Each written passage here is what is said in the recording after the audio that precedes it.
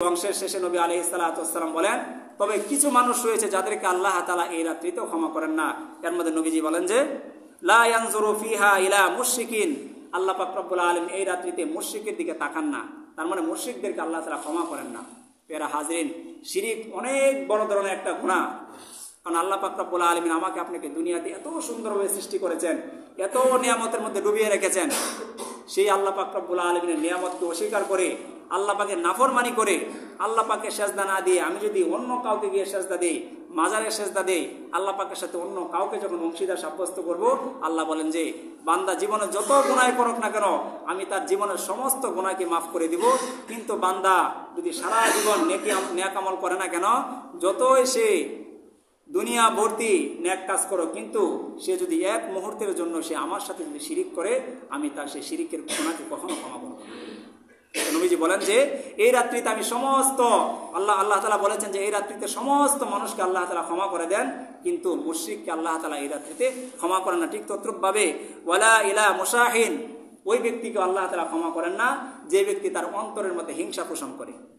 কারণ হাদিসের মধ্যে এসেছে হিংসা এরকম একটা রোগ, লাকড়িকে যেরকম ভাবে আগুন পুড়িয়ে একদম সম্পূর্ণভাবে ছারখার করে দেয়, একটা মানুষের অন্তরের মধ্যে যদি হিংসা থাকে আর সে নেকের পাল্লা যতই পাহাড় পরিমাণ হোক না কেন, সেই ছোট্ট একটা হিংসা তার সেই নেকির পাহাড়কে সম্পূর্ণভাবে পুড়িয়ে ছারখার করে দেয়। আল্লাহ তাআলা বলেছে আল কিবরিয়া ও রিদাই, অহংকার তো একমাত্র আমার চাদর। কারণ আমি আল্লাহ পাক রব্বুল আলামিন সব দিকে স্বয়ং সম্পূর্ণ। অহংকার যদি করতে হয় আমার পক্ষে অহংকার করা মানায়, কোনো বান্দার পক্ষে, কোনো উম্মতের পক্ষে, কোনো মানুষের পক্ষে অহংকার করা কখনো মানায় না। কারণ কোনো মানুষই 100-র মধ্যে 100 স্বয়ং সম্পূর্ণ না। এই জন্য মোহতারাম হাজির, আল্লাহ তাআলা এই রাত্রিকে মুশরিক ব্যক্তিকেও ক্ষমা করেন না। ঠিক তদ্রূপভাবে আল্লাহ তাআলা এই রাত্রিতে যে ব্যক্তি অন্তরের মধ্যে হিংসা পোষণ করে ওই ব্যক্তিকে আল্লাহ তাআলা ক্ষমা করেন না।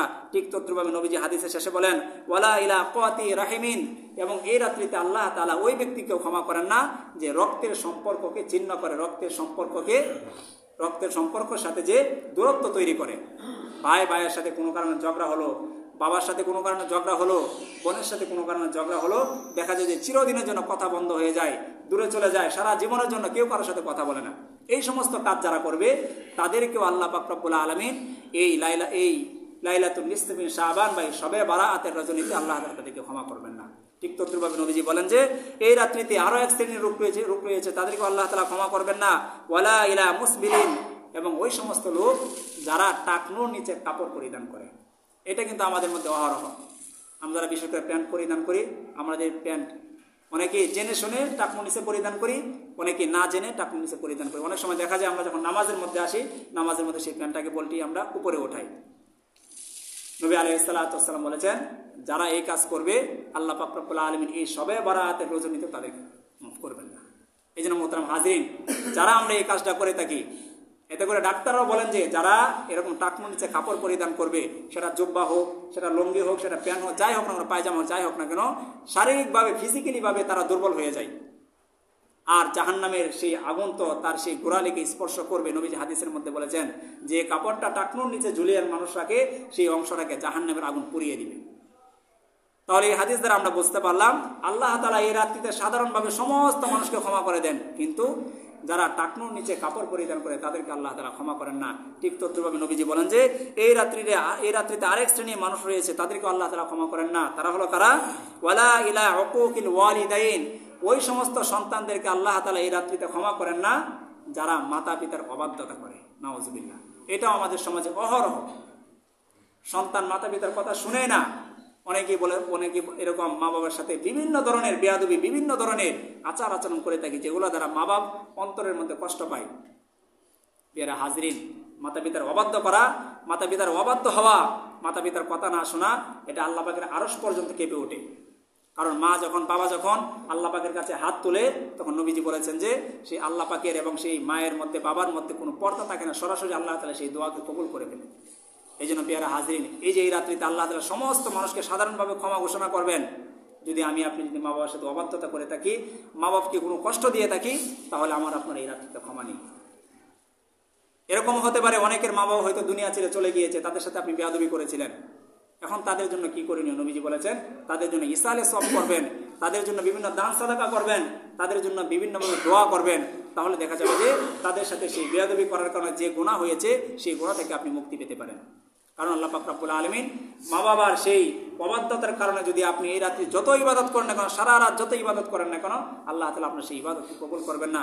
ঠিক তদ্রুপভাবে নবীজি বলেন যে ওয়ালা ইলা মুদমিনি খামরিন, ওই ব্যক্তিকে আল্লাহ তাআলা এই রাত্রিতে ক্ষমা করেন না যারা নিয়মিত মদ পান করে। মদ পানকারীদেরকেও আল্লাহ তাআলা এই রাত্রিতে ক্ষমা করবেন না। ঠিক তদ্রুপভাবে এই রাত্রিতে আল্লাহ তাআলা আরেক শ্রেণীর ব্যক্তি রয়েছে, ওই ব্যক্তিকে ক্ষমা করবেন না যে ব্যক্তি অন্যায়ভাবে অন্য কোনো মানুষকে হত্যা করে। কারণ হাদিসের মধ্যে এসেছে একজন মানুষকে অন্যায়ভাবে হত্যা করা মানে পুরা দুনিয়াবাসীকে হত্যা করার সমান। কারণ আল্লাহ তাআলা বলেছেন একজন মানুষের দাম আল্লাহ পাকের কাছে কাবা শরীফের চাইতেও বেশি। সুবহানাল্লাহ। একজন মানুষকে অন্যায়ভাবে হত্যা করা সারা দুনিয়ার চাইতে একজন মানুষের জীবনের মূল্য বেশি আল্লাহ তাআলার কাছে।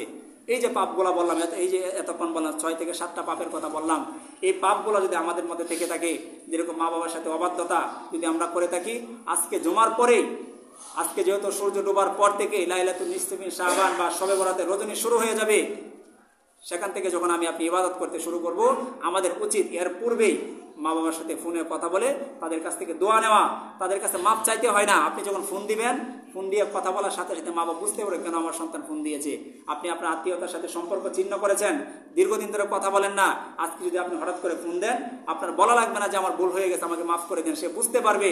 ঠিক তদ্রুপভাবে যারা অন্য অন্য পাপের সাথে জড়িত, যেরকম অন্তরের মধ্যে হিংসা অহংকার অন্যের প্রতি, তারাও সেই অন্তর থেকে হিংসাটাকে দূর করে ফেলবেন। ঠিক তদ্রুপভাবে যাদের অন্তরের মধ্যে আল্লাহ পাকের সেই অংশীদারিত্ব রয়েছে, যে আল্লাহ পাকেও আমাদেরকে খাওয়ায়, আবার সেই আমার গরুটা না থাকলে, আমার জমিটা না থাকলে, আমার বাড়িটা না থাকলে সেখান থেকে টাকা উপার্জন না হলে আমি সেটা অর্জন করতে পারতাম না। এই যে অন্তরে এই ধারণাগুলা, এই সমস্ত কিছু আজকে সূর্য ডোবার আগেই এই সমস্ত কিছু অন্তর থেকে নিজে থেকে দূরে সরিয়ে নিতে হবে।